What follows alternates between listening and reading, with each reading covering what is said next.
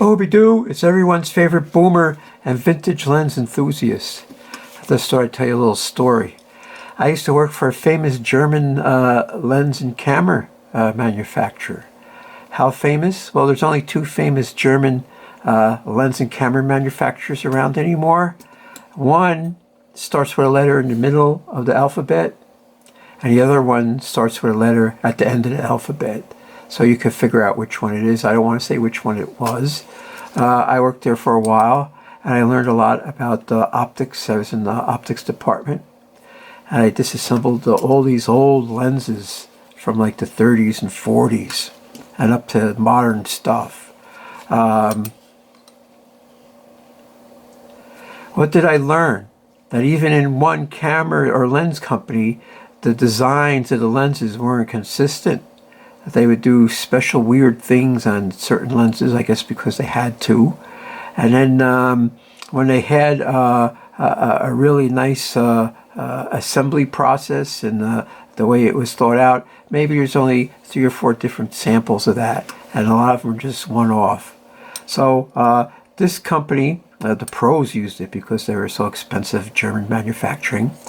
And this is back in the 80s when there's just film. So a pro, if he had some of his gear in service, they had a loaner pool where if the guy had to go to some concert or sports show or something, he could loan, while his gear's being fixed, he could loan something. And at Friday afternoon, when all the people got their loaners out, whatever's ever left in the pool, you could borrow for the weekend. And I borrowed a 180 millimeter f2.8 Apo with achromatic. How do I know that? Well, I remember this is 66 millimeters. 180 millimeters divided by 2.8 is 64 millimeters. So that means there was a millimeter ring around this to hold it in. And this something happened to this. I just remember what happened, but we had to replace this for an element. Maybe it was because it got cracked or chipped or something. So rather than toss it, I kept it as a magnifier. But I thought I would just talk about high quality optics. No matter what, if you want to make high quality optics, it doesn't matter what country you're from, whether it's the United States, Germany, Japan, Taiwan, or China. This curve has to have a specific curve, a radius, right? And the radius has to be within a couple millimeters, right? And there's a radius here too. And this radius has to be with a couple millimeters. And this thickness has to be within, I don't know, maybe a couple hundredths of a millimeter, right? And the two radii have to be centered on each other also, right? If they're off-centered, then you're going to get funky results. So the thickness, the radius of each side, the curvature, this is the most important thing. This curve, the radius could vary a little bit, within confines. I'd say, let's say a millimeter. Let's make it 1 millimeter. But the shape of the curve has to be almost perfectly exact, probably within 100 billionths of a meter. That's how fine it has to be, both sides, right? And imagine that this optic might have had at least 4 elements, maybe 5 or 6, and each one of these surfaces, they had to maintain whatever call out is for the radius, the centering of the two radius on each other for all elements. So what's 100 billionth of a meter? That's super tiny. That's a fraction of a wavelength of light. So when the light passes through this, it has to be bent in an exact focus. And all the other lenses modify that so it reaches the film plane. It has to be perfect, right? And it's coated too. Probably just one coating. I don't think they did multi-coating. This German company, I don't think they did multi-coating back then. I could be wrong.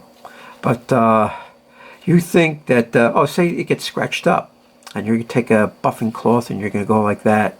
No, you're going to ruin the figure of the glass, and it's going to get subpar results.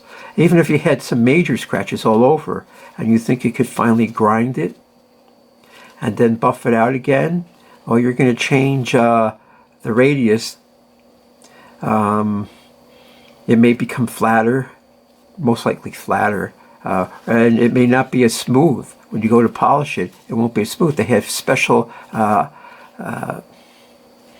metrology machines to check all that stuff. You know, the accuracy of the surface figure, the radius of the surface figure, whether these two things are centered, and this thickness has to be precise too.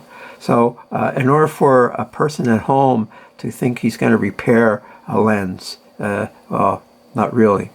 Now, this German company actually had a industrial optician there, and he worked in the basement, and he mostly polished glass for these glass square tubes for checking liquids with spectrometers. But he also did minor repairs to optics. Now, this is the front element, and the front element always tends to get scratched or beat up or whatever. And if something is 40, 50, or 60 years old, chances are if someone wasn't cleaning it right, it gets all scratched up. So they did offer a surface. Now, believe it or not, they made a lot of extras of the front element because they knew this was going to happen. But after the stock ran out, that was it. So if a guy had an old lens and they couldn't replace the front element, this guy kept a bunch of pitch laps for all these different lenses. Like he had them marked, 50mm f2, whatever it was. And what he would do is he'd get some polishing slurry, a stuff called cerium oxide. Well, he'd heat the pitch up first. It's just so it got a little soft. Then he put some like soapy water on it, and he would just smush it in so the pitch would form to this surface. Then he would put the cerium oxide lapping compound on, and then he'd just go like this, and he'd keep checking it. Now, they couldn't get really deep scratches out, but they could get to fine sleeks out and maybe clear up general cloudiness. But you lose your coating, and they have to tell a customer that. No, you lost your coating, but it's because all the rest of the optics are coated, it's still effective. And they can't get rid of all the scratches, just like the fine ones and the general cloudiness. And of course, if you have a lens that's a collector's item and it's 40 or 50 years old, well, then you just got to live with that, right? So that's the only way you could really, fix a lens. You think you get a bargain lens, use it as is or something, and you're going to fix it, well, you're going to have a tough time at it. Now, I'm not trying to tell you not to try and do it, but people have done it, and without the proper knowledge, it's going to be hard. Because, like I said, the accuracy of this curve has to be within 100 billionths of a meter.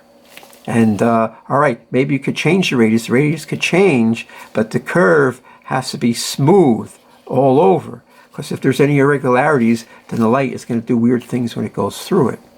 So, now this thing is only good for a magnifier. Really, that's all it's good for, a magnifier. Ooh, look at that, cool. Right? That's all you could do, magnify things. But that's the only reason I kept it. I was impressed with their optics, really. They were good, but I don't think they were great. Like I borrowed the SLR they made, and this 80 3.5 Apo, and I went and I shot some pictures, and they looked okay, but I didn't think they were great. Concurrently, we had a sort of a star test, a collimator, and we also had the U.S. Air Force resolution chart. And we can compare, like someone would bring in their dime store Canon point and shoot, and they would compare to this top of line German camera lens manufacturer, and the Canon this had nicer and crisper looking images. I don't know what to say. You know, $100 Canon compared to a lens that cost thousands of dollars back in the 80s, which is like big bucks. So that's why I became a Canon guy. This is what made me become a Canon guy, because I seen, the test results live while the guys are fooling around with it, right? And Even the top of the top Canons are like, I don't know, 1/3, 1/5 the price of what these German guys were charging. And, I found out that by doing these studies of all the different lenses I found out that the top three guys, which is Canon, Nikon, and Pentax, all their stuff was consistently good. Each one of them had some dogs, but they also had outstanding ones. But generally, they had a standard limit of quality that was excellent. Okay? And then there's the other guys like Tokina, Chiron, Chinon, Tamron. They had some really outstanding examples, and they had a lot of mediocre lenses, and they had some, well, not so good lenses. And you have to really study that and only buy through research and word of mouth and everything else. So that's how that stands, which is, you say, wow, that's really ridiculous. Or in one hand it's ridiculous, but on one hand it's intense. And there's another thing. The glass has certain properties too. The glass has to be homogeneous. It can't have any strain in it. The glass has to have a certain refractive index, which is how strongly or weakly it bends light. And just think, if there's 4 or 5 or 6 pieces of glass, they all have to have the same homogeneous and lack of strain, and they all have to have their special refractive index, because as it bends the light, going through this one, the next one could maybe make it concentrate more or concentrate less until it ends up at the film plane. So, but as a home repair person, if, say this chip, you can never get this chip out. There's nothing you could do with that because it says too deep, it can't be fixed. Although there are some minor scratches on the surface here, because usually I just lay it like that, right? So it's possible to polish a front lens that's scratched, lightly scratched, or has leaks. That says you're going to lose your coating, and you have to get special purified optical pitch, and it comes in different harnesses too. So you would have to make a little lap thing, which would be a cup. You pour some pitch into it, and while it's still warm, and you put soapy water on this, you smush it over till it forms the same surface, because pitch will mimic that. It'll flow. And then when you use your polishing compound, the cerium oxide, you just got to move it around like this and keep turning it. So, and then you got to wear gloves, because the heat of your hand will expand the glass there, and you can polish off more right where your fingertips are. So you should always wear gloves. So go ahead and knock yourselves off. But the thing is, it's hard for a person at home to check the quality of that curve and what you did.